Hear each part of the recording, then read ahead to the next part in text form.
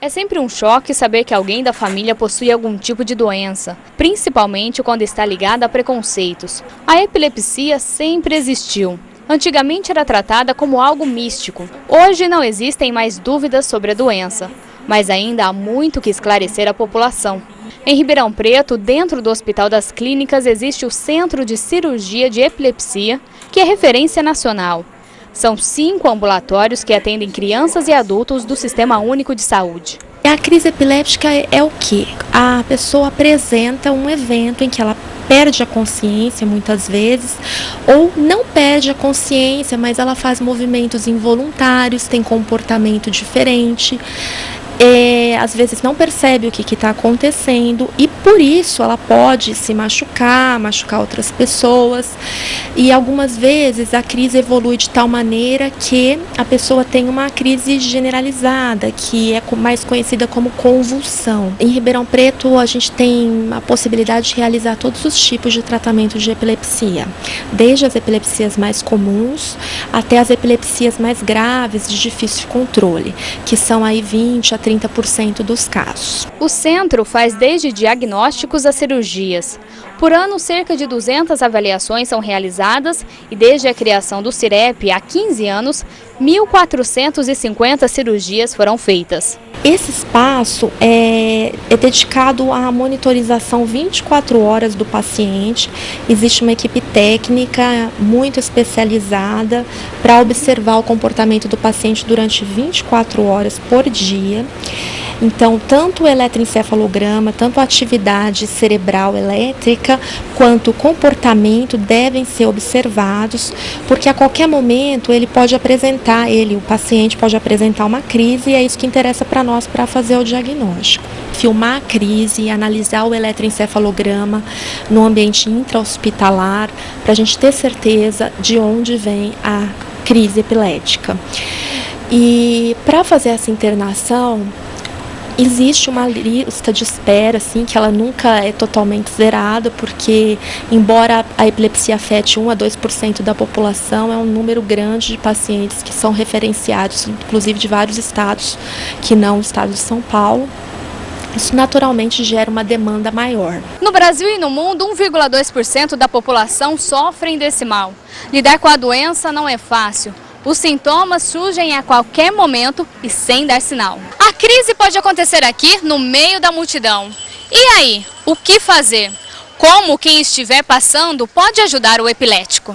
Apenas ficar ao lado do paciente para que ele não se machuque, procurar deitar no chão, numa superfície de preferência mais confortável, se for possível.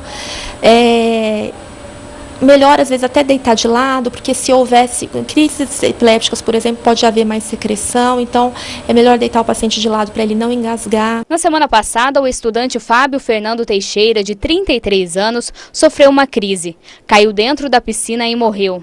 No momento, ele estava sozinho. Foi o pai que encontrou o corpo ao chegar em casa. Que eu olhei dentro da piscina, eu vi a água movimentando, porque ele deixou o motor ligado. Eu vi a água movimentando, aí dei na advertência de olhar, bem na beiradinha eu vi um urto preto assim. Qual é o pai que não conhece o filho, né? Aí eu percebi que ele estava desmaiado. Rita está internada no centro há 10 dias para descobrir o local da lesão no cérebro. Ela desenvolveu epilepsia ainda na infância. Já chegou a ser tratada com remédio controlado. Por causa da doença, também já se machucou. Aconteceu isso comigo. Eu coloquei água de café no fogo, quando a água ferveu tudo, eu vi que ia dar, eu corri e sentei numa cadeira. Mas durante a crise epiléptica, eu levantei sem ver, peguei esse canecão de água achando que estava passando café, mas eu estava despejando a água fervendo em cima de mim. Existe uma possibilidade cirúrgica no caso dela. A questão é identificar o lado do foco, se é lado direito ou lado esquerdo, e por isso que ela está aqui internada. Ela já foi internada uma vez, não foi possível a gente identificar com os eletrodos que a gente utilizou no couro cabeludo, e ela internou agora, ela foi submetida à colocação de um eletrodo intracraniano para auxiliar a gente a descobrir de onde vêm as suas crises. O epilético precisa aprender a conviver com a doença, mas alguns preferem esconder. Foi o caso do escritor Machado de Assis. As crises dele foram mais frequentes no final da vida. Ele fez tudo para esconder a doença, já que naquele tempo a epilepsia era associada a uma personalidade criminosa. Talvez por isso a medicina esteve retratada em várias obras dele com ironia, como em Memórias Póstumas de Brás Cubas e em Quincas Borba. Algumas pessoas têm medo quando vê a crise, se assusta, tem medo do paciente que tem a crise na hora, porque é uma manifestação que realmente ela pode assustar na hora, o paciente se fere algumas vezes. E isso a gente vem lutando cada vez mais para esclarecer as pessoas, porque esclarecendo você tem chance de poder levar o conhecimento mais longe e poder assim tratar essas pessoas. O tratamento é feito com medicamentos e, dependendo do caso, a cirurgia é realizada.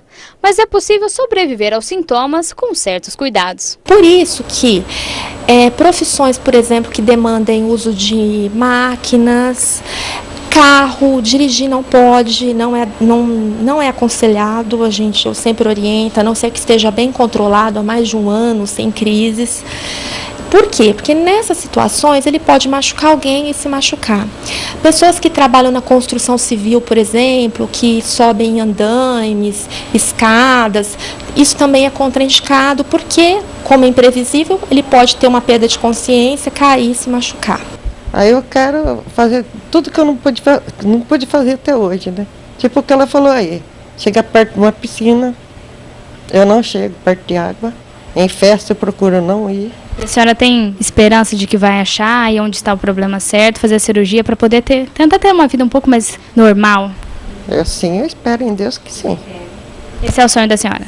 Muito confiante ainda. É o meu sonho, estou muito confiante que ele possa se realizar. Com imagens de Antônio Damásio, Viviane Novaes para o programa do Léo.